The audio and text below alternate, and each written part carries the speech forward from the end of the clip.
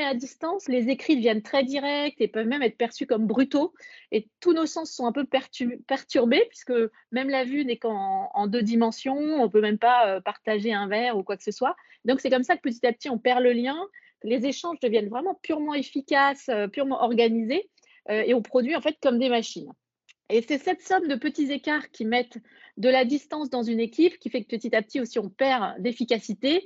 S'il y a plus de feedback, d'écoute, de réponse, en live, de réaction et cetera, bah, petit à petit, j'assume ce que je vais dire là, mais petit à petit ça mène à la médiocrité, ça se répercute sur le moral, la confiance et donc l'efficacité. Sans compter qu'à distance, il y a certains collaborateurs qui vont peut-être pas savoir s'arrêter, ils vont penser qu'il faut en faire encore plus, qui sont pas à la hauteur, alors que d'autres, profils vont avoir du mal à se mettre à la tâche, vont peut-être pas respecter les délais. Petit à petit, ils vont plus arriver à faire correctement le travail qui leur incombe. Il y a des managers qui vont avoir le sentiment de perdre le contrôle des équipes, de perdre leur légitimité puisqu'ils sont plus, au centre du dispositif, physiquement, puisque tout le monde, ou une partie est à distance.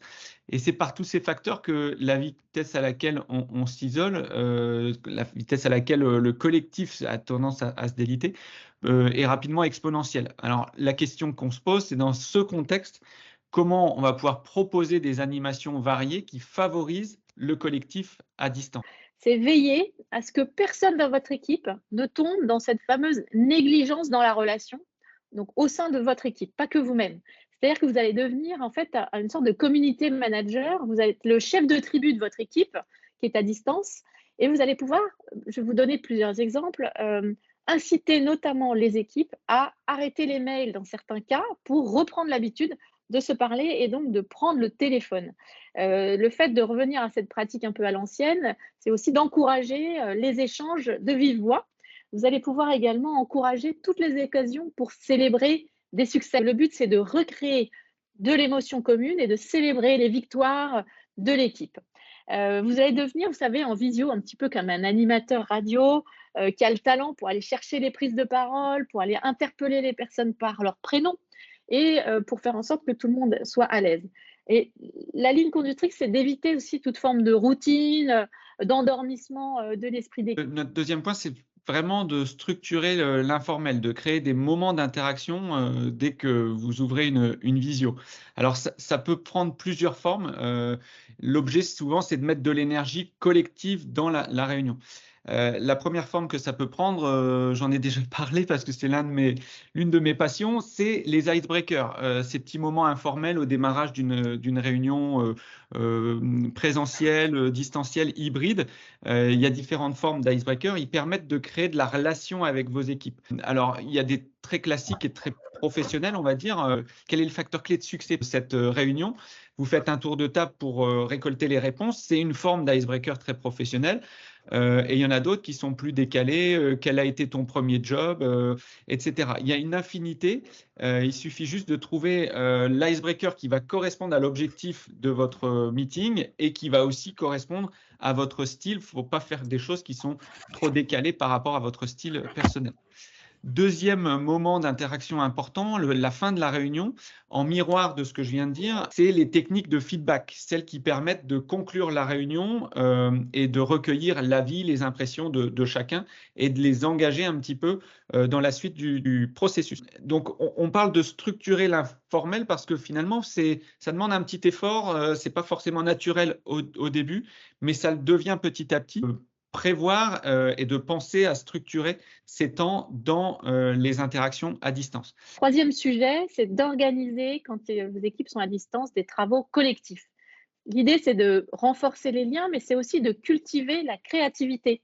Parce qu'en fait, un des grands risques du travail à distance, c'est de perdre votre capacité à innover, à résoudre des problèmes compliqués et finalement à tomber dans la routine. Donc, ça peut prendre différentes formes. Par exemple, d'organiser une séance de réflexion en équipe où des sous-groupes vont pouvoir créer quelque chose, restituer aussi un sujet professionnel à présenter au groupe ou que chacun choisisse un sujet dont il a envie de parler aux autres, une méthode, une pratique, un talent ou quoi que ce soit. Et si tout le monde y passe au fil des semaines, ça permet tout le monde de s'exprimer, de partager, de se sentir utile et d'apporter sa brique à l'équipe. Et donc, dans les travaux collectifs, il y a un sous-ensemble qui nous paraît très intéressant, c'est l'organisation de travail en binôme, qui permet de se soutenir mutuellement, de trouver sa place dans le groupe, etc. On est très fan des binômes à la WeBox. On a même un manager boost dédié à l'organisation de ces travaux en binôme, parce qu'après les techniques de feedback et d'icebreaker, ça nous semble être une des meilleures techniques de management.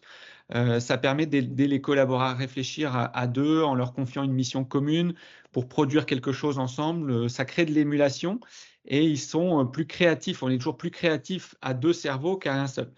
Ça peut être aussi pour des missions qui sont perçues parfois comme des corvées. Faire un compte-rendu de réunion, préparer la réunion suivante. Si je vous le dis comme ça spontanément, vous allez peut-être dire oh là là là. Et le faire à deux, en binôme, c'est plus sympa. Donc faire du binomage, c'est bon pour l'ambiance à l'intérieur de votre service, pour créer un esprit d'équipe positif, constructif, coopératif.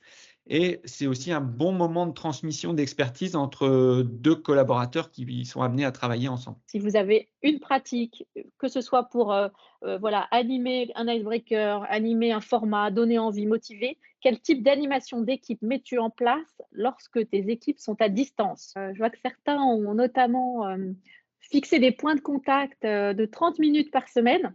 Donc ça, c'est chouette parce que ça permet de continuer à partager l'information et à se voir, même si tout le monde est à droite à gauche. Ces rituels très courts sont vraiment, ont beaucoup de vertus. Beaucoup de choses aussi sur, finalement les méthodes agiles, avec des sprints courts, des objectifs à court terme. Parce qu'un objectif à court terme, ça permet de rester motivé. Alors que quand on est sur des objectifs à 3 mois, à distance, on se rend moins compte de notre utilité. Beaucoup de choses aussi sur la bonne humeur, l'enthousiasme, c'est un peu ça fait écho à ce qu'on disait tout à l'heure, d'être un peu l'animateur radio en visio. Ça demande beaucoup d'énergie, hein, pour le manager. Mais cette attitude positive, elle va donner envie quand à distance, certains peuvent être un petit peu isolés. De faire du management visuel aussi en réunion, c'est important de mettre du visuel sur les idées pour faire adhérer tout le monde quand ils sont à distance.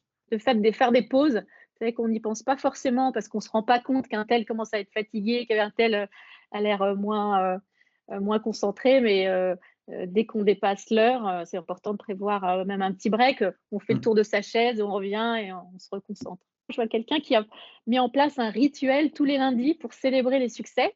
Donc ça, c'est génial parce que ça veut dire que, par exemple, vous, j'imagine, vous vous retrouvez le lundi, vous faites le point sur les succès de la semaine passée. Et ce qui est pas mal aussi, c'est se projeter sur la semaine à venir en disant en quoi cette semaine sera un succès.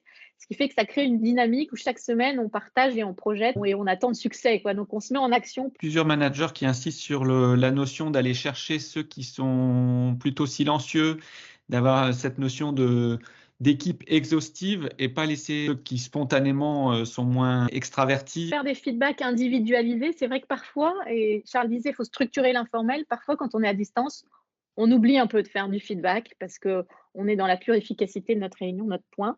Et de s'inciter, se forcer à faire des feedbacks individuels, même quand on est à distance, ça, c'est vraiment hyper important. Merci.